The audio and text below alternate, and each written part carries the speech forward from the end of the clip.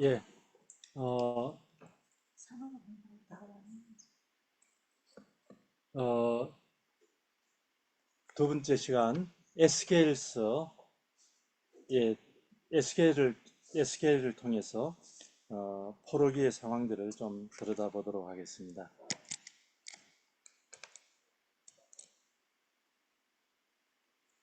또 연대기가 나오는데요. 이번에는 특별히 4대 예언서, 4대 예언서, 이사야, 예레미야, 다니엘, 에스겔에 대해서 구약의 4대 예언서에 대해서 어, 이 연대적으로 어떻게 기술되어 있는지 어떤 차이가 있는지 한번 알아보도록 하겠습니다. 이 예언서의 시대적 환경으로 먼저 어, 메소포타미아 지역이 쓰는 신아수르 제국이 주전 609년까지 그리고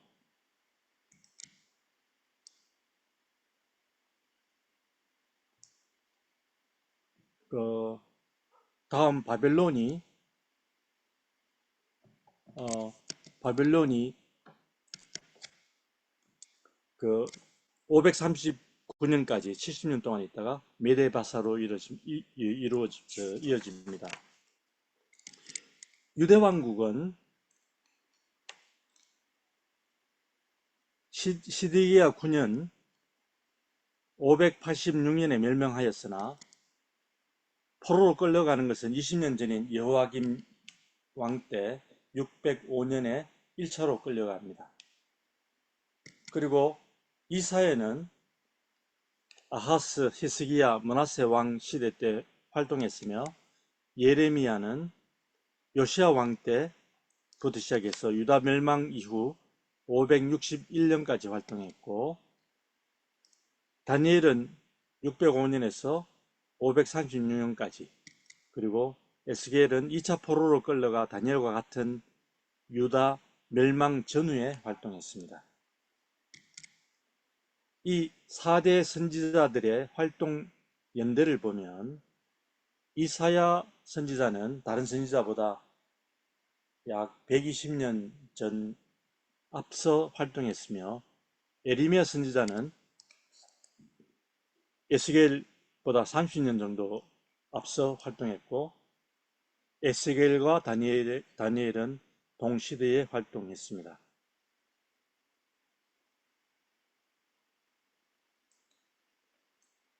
그러나 에스겔과 다니엘은 동시대이지만은 에스겔은 유대 멸명 전후에 다니엘은 포로 후기에 중점적으로 활동했습니다.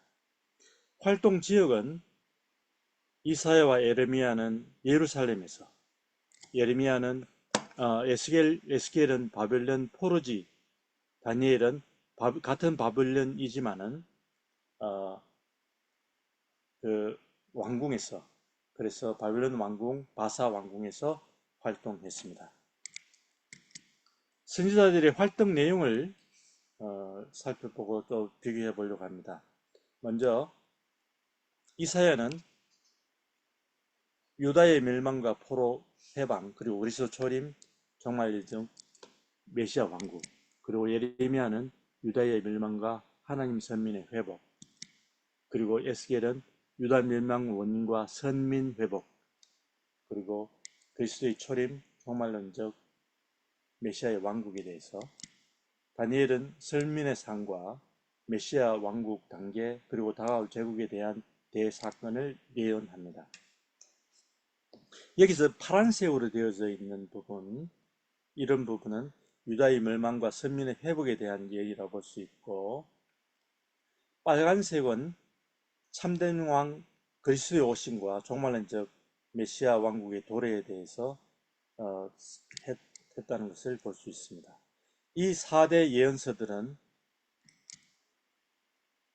구약 예언서 전반에 담긴 하나님의 섭리와 교훈을 입체적으로 깨닫게 하는 지름길이라고 볼 수 있습니다.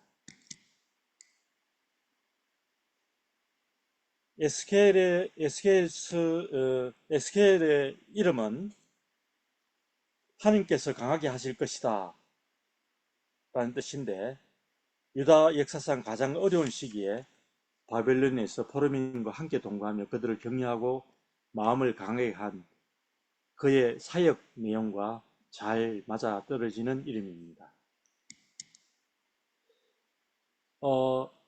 그 역사적인 배경은 정치적으로 유다의 여호야김 왕 때와 바벨론의 느부갓네살 왕 때이며, 사건은 바벨론 2차 포로, 그리고 유다 멸망, 그리고 바벨론이 두로와 애국을 공격하는 그 때에 사역했습니다. 그리고 지리적으로 보면 예루살렘에서 포로로 끌려가서 바벨론의 데라빕에서 거하면서 멀리 있는 예루살렘의 상태, 그리고 포위된 상태, 멸망되는 상태, 이 상황, 이런 것들을 쭉 지켜볼 수밖에 없었고, 그리고 그 이후에 것들을 보게 된 보았습니다. 본문은 크게 5개의 구분으로 되어 있는데, 먼저 1장에서 3장까지는 여호와의 영광으로부터 소명을 받는 내용, 4장에서 24장까지는 유다와 예루살렘이 심판을 받을 것이라는 경고의 예언, 그리고 25장에서 32장까지는 그 유다 주변의 국가들에 대한 하나님의 심판해야 할 그 심판 내용을 예언을 담고 있고, 33절에서 39장까지는 이스라엘에 대한 회복을 예언하고, 그리고 40장에서 48장까지는 새 성전, 새 예배, 새 땅에 대한 비전을 선포하고 있습니다. 요점을 정리해 보면 3장까지는 에스겔의 소명, 부르심, 그리고 4장에서 32장까지는 이스라엘 유다 선민의 심판과 그 주변의 심판에 대해서 예언하고 있고, 그리고 33장에서부터 48장까지는 선민에 대한 회복과 새 왕국에 대한 예언이 담겨져 있습니다. 그래서 이 앞에 부분은 유다의 불순종을 지적하고 예루살렘의 심판을 경고하면서 회개와 믿음을 촉구하고 거짓 선지자를 따르지 말 것을 경고합니다. 그러나 예루살렘 멸망이 있던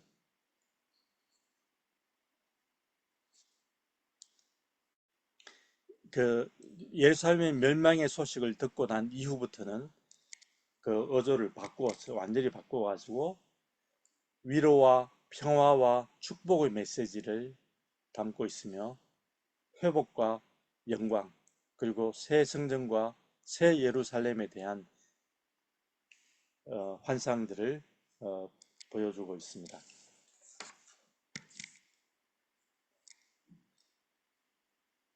그래서 에스겔은 바벨론 포르지에서 선포된 유다에 대한 패망, 그리고 회복 예언, 그리고 종말론적 선민 왕국에 대한 환상을 보여준다고 할 수 있겠습니다.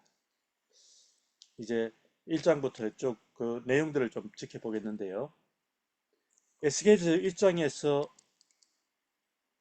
에스겔에게 나타나신 여호와의 영광과 이로 인한 선지자의 소명을 받는 내용들이 나오게 됩니다. 그래서 여기 보면 30째 해라는 것은 에스겔이 30세가 되었다는 뜻이며, 보통 그 이스라엘 유다에서는 30살이 되어야만 제사장 직분으로 그 사역하는 그 시기입니다. 에스겔은 유명한 제사장 사독 가문 출신으로 30세가 되어서 이제 어, 하나님의 부르심을 받아 선지자로서의 소명을 이제 제사장의 직분뿐 아니라 선지자의 소명을 받게 되는 것입니다. SKLS의 특징은 모든 계시 안에 정확하게 받은 시점들이 기록되고 있다는 것입니다. 13편의 예언마다 정확하게 날짜를 명시하고 있습니다. 그래서 앞에서 본 바와 같이 몇 날 며칠 이렇게까지 정확하게 표현되고 있습니다. 4절과 5절에서는 예스겔에서 나타난 하나님의 모습입니다. 하나님의 모습은 폭풍, 구름, 번쩍이는 빛 등 하나님이 이 땅에 임재하는 현상에 대한 그런 것으로 이렇게 묘사되고 있고요. 에스겔은 다른 선지와 달리 하나님이 음성으로 들려주시는 것이 아니라 환상으로 나타나셔서 소명을 주셨습니다. 그 소명은 이러합니다. 내 생물의 형상을 그림으로 표현해 봤는데요. 얼굴은 넷인데 날개가 넷이고, 그리고 다리는 곱고 송아지의 발바닥 광낸 구리같이 반짝거리고 있고, 그리고 날개 밑에 손이 있고, 또 날개 위로 펼쳐져 있고, 그 두 날개는 맞대고 있고, 두 날개는 몸을 가리고 있고, 얼굴 모양은 아픈 사람, 오른쪽은 사자 얼굴, 왼쪽은 황소 얼굴, 뒤쪽은 독수리 얼굴로 이렇게 묘사되고 있습니다. 물론 이 형상이 제대로 이런 모습이라고 이야기는 하기 힘들지만 이해를 쉽게 하기 위해서 이렇게 도식화한 것입니다. 여기서 이 네 개의 모습은 유대인의 해설서인 미드라시에서 사람은 창조물 중에 어떤이고, 사자는 야수 중에 어떤이고, 소는 가축 중에 어떤이고, 독수리는 새 중에 어떤이라 해서 이 네 개의 얼굴들을 상징적으로 표현하고 있습니다. 이러한 구절들은 참 난해합니다. 그렇지만은 이러한 모습들을 통해서 여호와의 가장 고귀함을 반영해서 설명하고 있다고 보는 개념입니다. 그래서 이러한 것이 이렇게 환상으로 나타나서 다니엘에게 에스겔에게 그 소명을 주는 것입니다. 2장에는 그 내용이 나옵니다. 3절에 보면 내가 너를 이스라엘 자손 곧 패역한 백성 배반하는 자에게 보내노라. 그들과 그 조상들이 내게 범죄하여 오늘에 이르렀고 그들은 주 여호와의 그들은 패역한 족속이라. 그들이 듣든지 아니 듣든지 그들 중에 너 선지자가 있음을 알지니라. 이렇게 이야기하고 있죠. 에스겔에는 상징적인 행동으로 예언을 하게 되는데 여러 예언들이 그렇게 표현됩니다. 첫 번째, 네 가지 상징적인 행위로 포위되는 그런 연출을 한다든지, 좌우로 누워서 1년 이상을 지낸다든지, 인분으로 구운 떡을 먹는다든지, 혹은 머리털을 자르고 날리고 태우는 그런 것을 하는데, 이 의미는 이스라엘과 유다의 심판과 책망에 대한 내용이 4장 5장에 나옵니다. 그리고 쇠사슬을 만드는 행위, 이런 것은 7장에 나오는데 이방인에 의한 유다 패망과 백성들의 고난과 평강 상실에 대해서 이야기하고 있고, 그리고 낮에는 포로 같은 행장을 꾸리어서 저물 때에 그 포로같이 끌려가는 그런 행위를 해야 되는데, 이런 것은 임금과 백성이 사로잡혀 올 것이라는 것을 예언합니다. 그리고 떨며 음식을 먹고 놀라며 근심하며 물을 먹는 그런 행위를 통해 예루살렘 포위 중에 예루살렘 거민들이 가질 그런 공포에 대해서 묘사하고 있고, 녹슨 가마에 양의 모든 좋은 부위와 뼈를 넣고 무르도록 삶는 그런 행위를 통해서 예루살렘의 완전한 파멸을 예시하고 있고, 또 아니 슬픈 죽음을 슬퍼하지도 않고 울지도 않고 조용히 탄식하면서 죽음과 장례를 맞이하는 그런 행위를 통해서 예루살렘 거민의 사륙당함을 그렇게 상징적으로 예언하게 됩니다. 이러한 예스겔의 그 상징적인 행위는 백성들이 말로 하는 것보다 더 깊이 마음속에 새길 수 있도록 시각화하여서 연출해 보이는 것으로 거짓 선지자의 예언을 믿는 유다 포로민들에게 곧 예루살렘이 패망하고 포로로 끌려올 것을 인식시켜주는 가장 효과적인 방법으로 이렇게 시각적으로 인식해 주려는 것입니다. 그리고 이 에스겔의 행위 중에 왼쪽 오른쪽으로 누우라는 명령이 있습니다. 그래서 왼쪽으로 390일, 오른쪽으로 40일. 그런데 이 왼쪽은 그 죄악이 이스라엘이 390일어치, 그리고 유다의 죄악이 40일어치 그 죄악을 덜머지고, 그리고 그것이 묶인 채 백성의 죄를 에스겔이 책임지면서 감내하면서 적극 겪으라는 건데, 이렇게 몸을 묶여서 좌측으로 우측으로 누우면서 이렇게 1년이 넘는 기간을 고생하면서 보여주고 있습니다. 그리고 떡을 만들어 먹으라는 명령을 보이는데, 그것을 떡 굽는 것을 인분으로 구우라고 합니다. 그런데 그 먹는 양도 굉장히 적어서 하루에 230g, 물은 하루에 0.6리터, 일종의 굉장히 자학적인 그런 모습들을 보여주고 있죠. 그런데 그 떡을 굽는 것을 인분을 하는 것은 부정한 것이라서 도저히 못하겠다고 하자 대신에 소의 똥으로 할 것으로 그렇게 허락해 주십니다.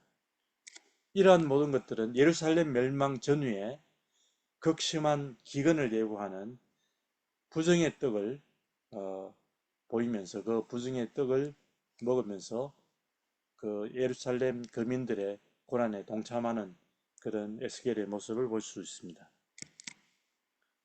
그리고 털과 머리카락을 깎아서 3분의 1씩 나누고 그 3분의 1을 성 안에서 불사르고 성읍 밖에서 칼로 치고 또 바람에 흩어지는 그런 행위를 합니다. 그것은 예루살렘 주민들이 심판을 받을 것인데, 그 예루살렘 저민의 3분의 1이 전염병이나 기근으로 죽고, 또 3분의 1이 침략자에 의해서 칼에 죽고, 또 3분의 1이 도망가다가 흩어지면서 혹은 포로로 끌려와서 흩어지는 그런 모습들을, 사방으로 흩어지는 그런 모습들을 하고 있습니다. 이런 것은 네가 모든 미운 물건과 가정하는 일로 내 성스를 더럽혔은 적 나도 너를 아끼지 아니하며 긍휼히 베풀지 아니하고 미약하게 하리니 하는 예루살렘의 심판에 대해서 이야기하고 있는 것이죠. 예스겔에 보여준 환상과 사건에 대해서 또 이야기해 봅니다. 첫 번째, 그발 강가에 있었던 네 생물의 환상은 하나님의 보좌와 소명을 부여하는 그런 내용이고, 성전 관련 환상은 성전에서 우상 숭배 실태를 고발하는 그런 내용이 8장부터 11장까지 나옵니다. 좀 이따 우리가 다시 공부할 거고요.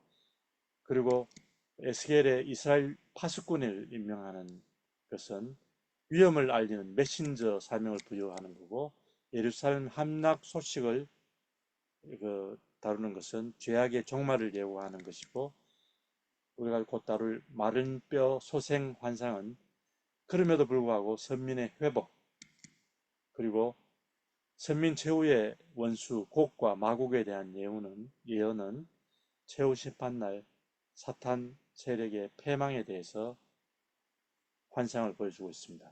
그리고 마지막으로 종말론적 선민 왕국에 대한 대환상은 선민의 영광스러운 종말론적인 왕국 도래에 대해서 보여주는 환상입니다. 예루살렘 성전에 있어의 우상 숭배의 실태를 보여주는 환상입니다. 여기 여섯째 해, 여섯째 달, 초다섯 날이라고 이렇게 날을 정확하게 이야기하고 있죠. 나는 집에 앉았는데 유대 장로들이 내 앞에 앉아 있는 상태에서 주 여호와 권능이 내게 임하셔서 나를 예루살렘으로 데리고 가셨다, 이렇게 되어 있죠. 가서 보여주는 것은 바로 성전에서의 우상 숭배였습니다. 첫 번째 우상 숭배는 제단문, 이 예루살렘 성전의 제단문 북문 어기에 이렇게 질투의 이 우상이라고 일컬어지는 아세라 목상을 보여주는데, 이는 요시야 왕 때 제거되었지만 그 후에 다시 세웠다고 합니다. 그래서 이 아세라 목상이 남아 있고 여기에 숭배하고 있다는 것을 지금 멀리 피난처에 와 있지만은 지금 와서 보여주고 있는 그런 상황입니다. 두 번째는 담 뒤에 은밀한 방을 보여주면서 이 성소 담 뒤에 있는 은밀한 것을 보여주면서 그 내용, 가정한 곤충, 짐승이 새겨져 있는 것을 보여줍니다. 보통 은밀한 방은 제사장이 사용하는 방 중에 하나인데, 이렇게 많은 작은 방들이 제사장이 하는 방이죠. 그 중에 일부가 가정한 곤충과 짐승, 애굽의 우상을 새긴 것으로, 애굽은 보통 풍뎅이, 뱀, 악어 같은 것, 물론 다 신교입니다만은 그런 동물들을 신으로 섬겼던 것을 여기다가 그려놓고 있습니다. 새겨놓고 있습니다. 그렇다는 이야기는 애굽의 신들이 많이 이 예루살렘 성전까지 침범에 들어와 가지고 만연해 있다는 의미인데, 어느 정도냐 하면 그 우상 숭배에, 애고방 우상 숭배의 집회를 주도하는 사람 중 가운데에 사반의 아들 야사냐가 있었는데, 그 야사냐는 그 사반의 집 명문가 제사장 집 안에서 다른 형제들과 달리 이렇게 배반해서 이런 우상 숭배 집회에 우두머리 역할을 하고 있는 그런 것을 지도자가 있다는 것이 충격적인 이야기까지 들려줍니다. 그리고 또 북문에 보면 여인들이 맘무스 애곡을 하고 있습니다. 맘무스는 바벨론 사람들이 섬기는 신인데, 풍요와 다산의 신인데, 가을 농번기가 되면 부활하기를 바라면서 울면서 기도하는 그런 내용이라고 나와져 있습니다. 그리고 네 번째는 성전 안뜰까지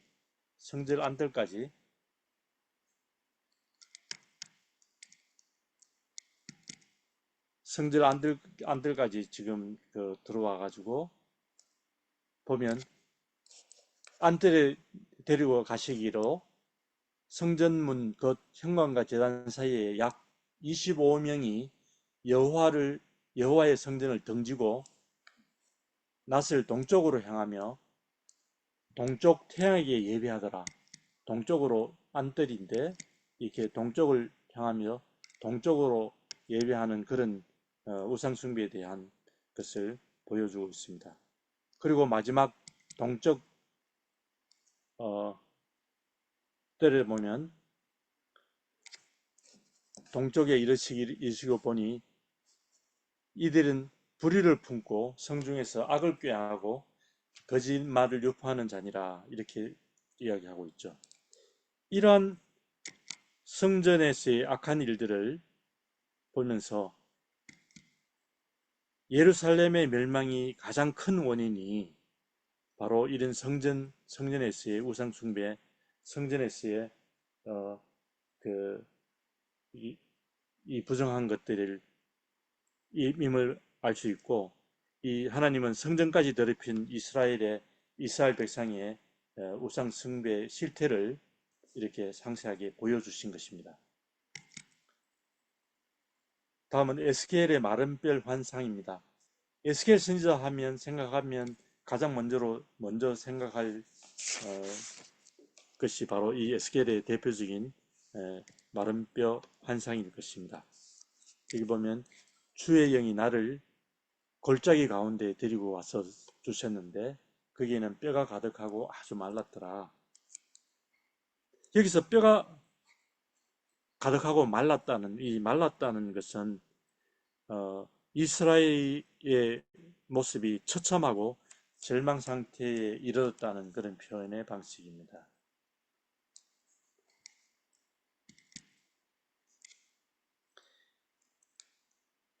여기 그래서 에스겔이 하나님의 명령에 따라 대언할 때 소리가 나며 움직이며 그 뼈가 들어맞고 서로 연결되어 그 뼈에 힘줄이 생기고 살이 오르며 그 위에 근육과 가죽이 덮이나 생기는 없는데 이에 생기를 향하여 대언하였더니 곧 살아나서 일어나는데 지극히 큰 군대가 되었다. 이렇게 마른 뼈 군대가 된 것을 나타내고 있죠.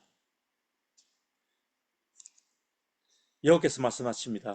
내 백성들아, 내가 너희 무덤을 열고 나오게 하고 이스라엘 땅으로 들어가게 하리라. 내가 또 내 영을 너희 속에 두어 너희가 살아나게 하고 또 너희에게 고국 땅에 두리니 나 여호와가 이 일을 말하고 이룬 줄 너희가 알리라. 여호와의 말씀이라. 즉 이 환상은 이스라엘 백성의 육적인 회복을 의미하며 마른 뼈처럼 낙심하고 있는 선민들에게 회복을 선포하는 것입니다. 에스겔에게 보여주신 여호와의 새로운 성전입니다. 이 성전이 보여진 때는 사로잡혀온 지 25년째 되는 해, 즉 예루살렘 성이 함락된 지 14년째 되는 주전 572년이었습니다. 그리고 그 성은 아주 높은 곳에 있었다고 합니다. 그 모습은 이러합니다. 이렇게 도식화해 봅니다. 주위에는 담이 이렇게 둘러차 있고 한 변의 길이가 여기 한 변의 길이가 굉장히 크죠. 500장대, 즉 1.5km 넓은 땅으로 이게 아마 여기 작은 여기 예객기가 75m 정도인데 이걸 비교하면 이게 어느 정도 큰 땅인지는 유추해 볼 수 있을 겁니다. 그리고 성전에는 이렇게 동문에서부터 생수의 강이 흘러서 동쪽으로 흐르고 있는데 이걸 좀 더 크게 보면 성전문에는 동문, 남문, 북문이 있고 또 바깥쪽에는 바깥문 안쪽에 바깥뜰이 있고 이 문에 들어가면 다시 동문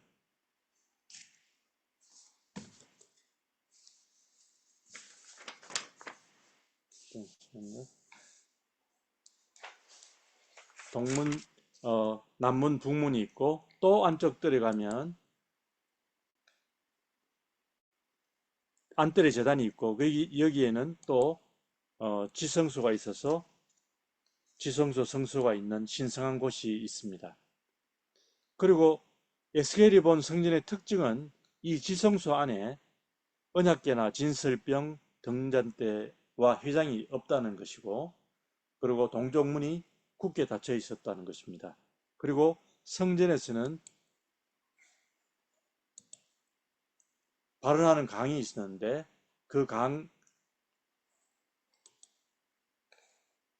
그리고 이 성의 둘레는 약 18,000척으로 그 성읍의 이름은 우리가 잘 아는 여호와 삼마, 여호와께서 여기 계시다 이며, 그리고 그 성전의 그 각각의 크기는, 이 성전의 크기는 250m, 250m 대형 성전이 되겠습니다. 이런 것들은 장차 새 성전에서 여호와께 순결한 예배가 회복될 것이라는 것을 보여주는 것입니다. 좀 더 세부적으로 읽어보면, 세부적으로 설명해보면, 성전 앞에서 이렇게 강이 하나 흐르는데, 성전 문지방에서부터 흘러나와서 여기 이 제단 남쪽으로 흐르다가 쭉 더 내려와서 쭉 이렇게 흐르는데, 천척을 청량 후에 발목까지, 다시 또 천척을 더 흐르다가 다시 무릎까지, 또 천척을 흐르다가 보니까 허리까지, 또 천척을 흐르다가 흘려서 내려가니까 강이 되어서 내가 건너지 못할 정도의 큰 강이 되었다. 그리고 그 강에는 물이 가득하고 헤엄칠 만한, 사람이 능히 걷지 못하는 큰 강이 되었다. 그렇게 이야기하고 있죠. 이런 강이 되겠습니다. 그리고 그 강에는 생물이 살겠고 또 고기들이 있어서 어부가 쓸 것이라, 이렇게 회복되는 그 모습들을 보여주고 있죠. 근데 그 중에 11절에 보면 그 진펄과 개펄은 되살아나지 못하고 소금 땅이 될 것이며, 이렇게 이 소금 땅이 될 것이며 라는 것은 소금을 위해 일부러 남겨줄 것이다 라는 그런 의미인데, 이 소금은 사실은 생활에서 굉장히 중요한 부분이니까 쉽게 섭취할 수 있도록 소금 땅도 남겨두겠다 라는 그런 배려의 말씀인 거죠.